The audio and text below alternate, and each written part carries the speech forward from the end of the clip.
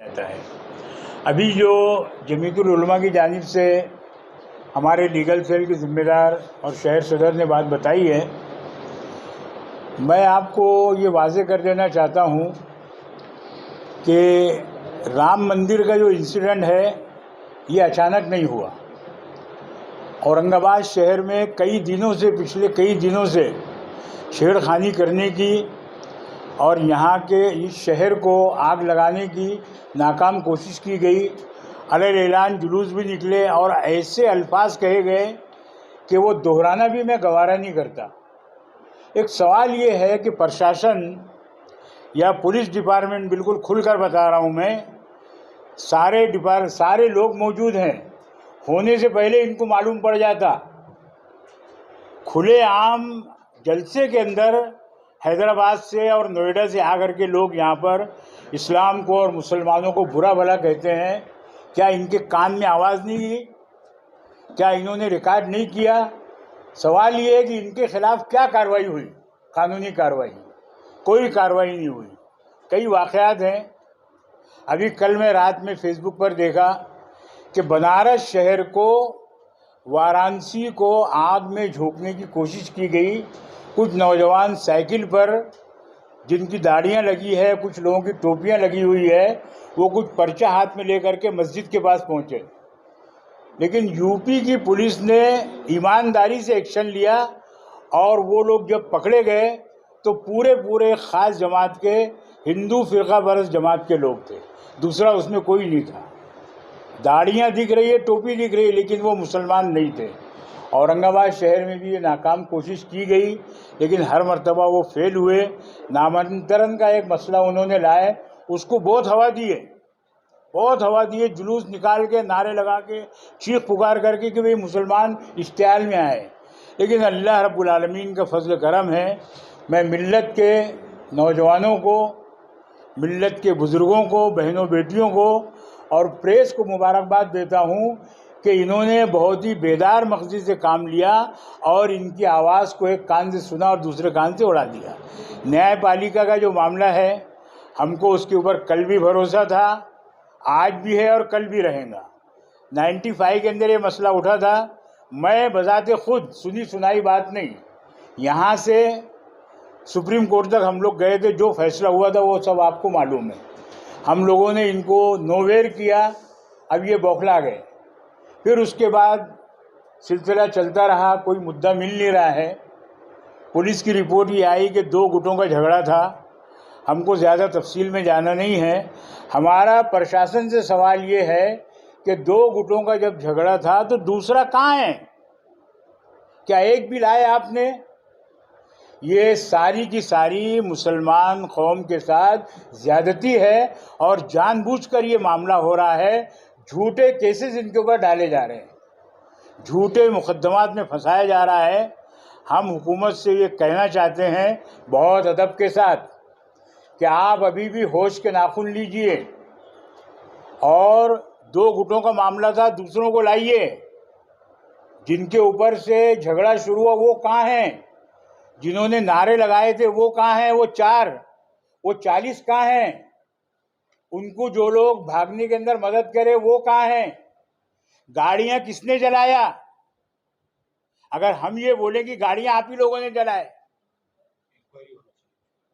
अगर हम ये बोलें कि गाड़ियां आप ही लोगों ने जलाए और हमारे ऊपर थोप दिए, तो बोलेंगे कानून के खिलाफ बोल रहा है। लाओ ना भाई, कैमरे 24 घंटे वहां लगे हुए हैं। पूरे किराएदार मंदिर के मुसलमान हैं, मुस्लिम अक्सरियती इलाका है वो, वहाँ पर सारी दुकानें वही है। ये दूसरे आके उल्टे नारे कैसे लगा रहे, लोगों को भड़का रहे?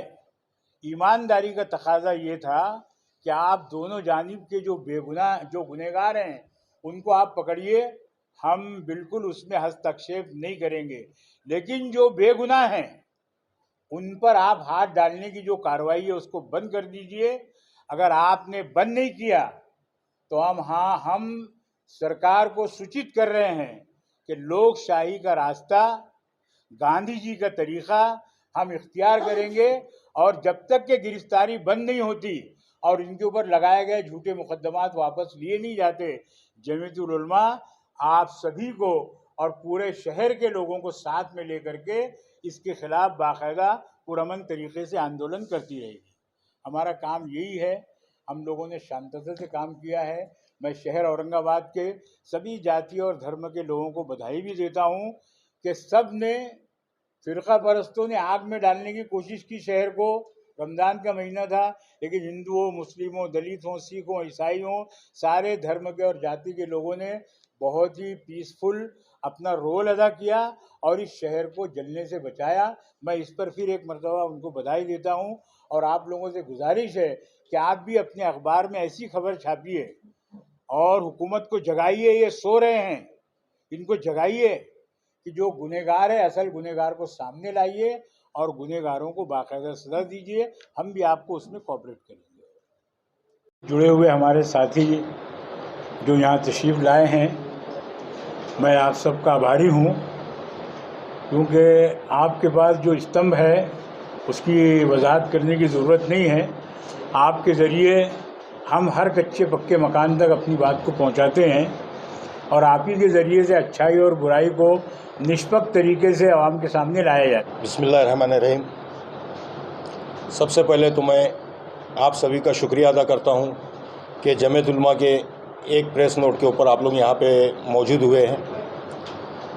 पिछली मार्च की 30 तारीख को औरंगाबाद के अंदर जो राम मंदिर किरापुड़ा है, वहां पे कुछ दंगल का हादसा हुए थे, जिसके अंदर गवर्नमेंट की कुछ गाड़ियां भी जलाई गई, पुलिस प्रशासन की, और इसके अंदर औरंगाबाद के तकरीबन 86 बच्चों को जो है पुलिस ने अरेस्ट किया था।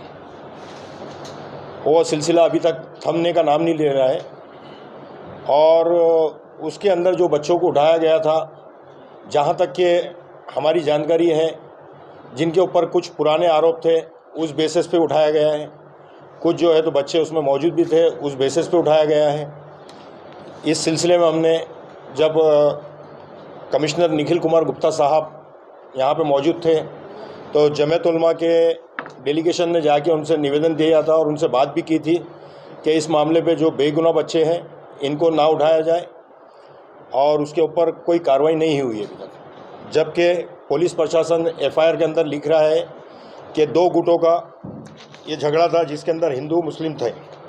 माहिती दिली की राम मंदिर किरापुड़ा येथे मोटरसायकल धक्का लागण्याचे कारण वरून मुस्लिम आणि हिंदू समाजाचे लोक समोर आले आहे आणि तणाव बढ़लेला है।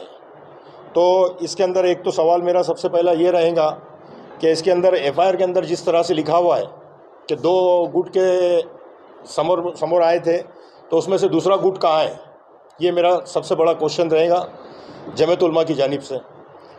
और दूसरी बात यह है कि इस दंगल के अंदर 30 तारीख को जो दंगल हुआ, उसके अंदर 1 तारीख से जो बच्चों को उठा के उनको पीसीआर किया जा रहा था, उन बच्चों के लिए जमीयत उलमा शहर औरंगाबाद की जानिब से जो काम किया गया है, वो काम के बारे में मैं आपको जानकारी देना चाहता हूँ कि जमीयत उलमा ने उन बच्चों को जैसे ही अरेस्ट करके पीसीआर के लिए कोर्ट में हाजिर किया गया, वहाँ पे जमीयत उलमा की नुमाइंदगी मौजूद थी, जिसके अंदर हमारे बम्बई से गुलजार आज़मी साहब के ऑर्डर के ऊपर औरंगाबाद शहर के सदर हाफिज़ अब्दुल अजीम साहब के निगरानी में legal cell president ma'am Mustafa Khan इस काम को अंजाम देने में कामयाब रहा। और अल्हम्दुलिल्लाह इसके अंदर जो जमीयत उलमा का रोल था, जैसे कि आप लोग जानते हैं कि जमीयत उलमा एक ऐसी तंजीम है पूरे हिंदुस्तान के अंदर जो रिफाई काम के अंदर अपना पहल रखती है। सबसे पहले चाहे उसके अंदर दंगल हो या कोई कुदरती आफत आए, जैसे सैलाब आए, इसके अंदर जो है तो जमीयत उलमा सबसे पहले हाजिर रहती है। इसके पहले का वाक़या अगर आप लोग ने देखे होंगे, कोल्हापुर के अंदर जमीयत उलमा ने जो वहाँ पे बाढ़ आने की वजह से जो घर बर्बाद हुए थे, उसके अंदर भेदभाव कोई ना करते हुए, हिंदू मुस्लिम ना करते हुए, वहाँ पे सभी समाज को जमीयत उलमा की जानिब से राहत पहुँचाई गई। इवन औरंगाबाद से भी उनके लिए जो है तो राहत सामग्री यहाँ से पहुँचाई गई और वहाँ पे उन लोगों को घर बना के उनको आशियाना तैयार करके दिया गया जमीयत उलमा की जानिब से। और इसी तरह से पूरे हिंदुस्तान के अंदर ये काम है। और जब इन बच्चों को उठाया गया तो ये बच्चे पूरे गरीब घर के बच्चे, इसके अंदर जितने 86 बच्चे हैं उसके अंदर 2 या 3 बच्चे ऐसे जो वेल सेटल है, यानी ठीक है, लेकिन बाकी के जितने भी बच्चे हैं जो डेली हैंड एंड माउथ वाले लोग हैं, यानी रोज़ कमाना और रोज़ खाना है, तो ये बच्चों के ऊपर जो अन्याय हो रहा है इसके लिए हम कड़ी निंदा करते हैं जमीयत उलमा की जानिब से। और इन बच्चों को, इनके घर वालों को कुछ अमाउंट जमात उलमा की तरफ से जब भी तुरंत में जो है तो रिलीज़ किया गया था, उनके लिए राशन किटें तकसीम की गई थी।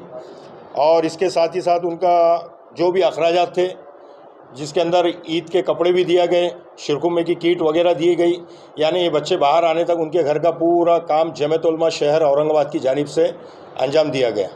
इसके अलावा उन लोगों का हर तरह का ख्याल रखें। इसके अंदर टोटल जो केस हुए थे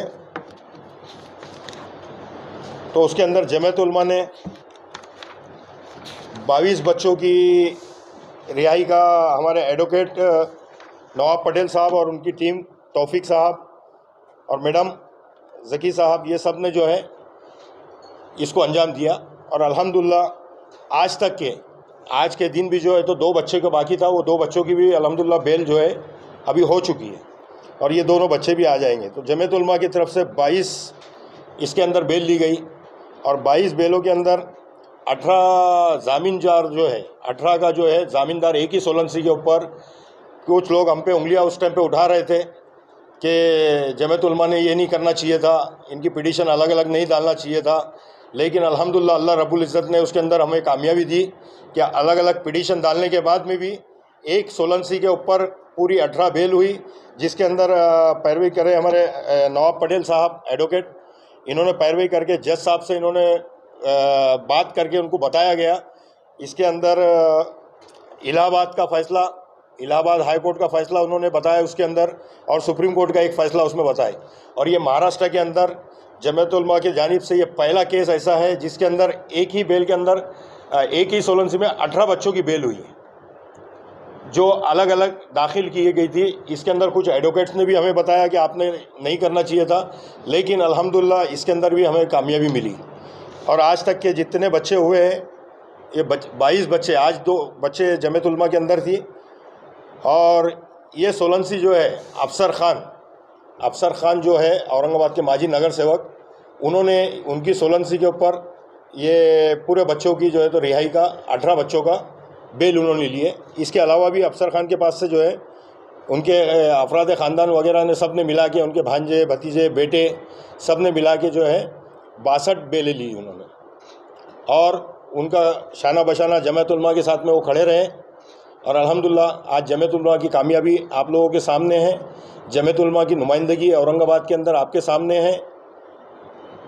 अब मैं हमारे सदर साहब जो है तो ये करेंगे।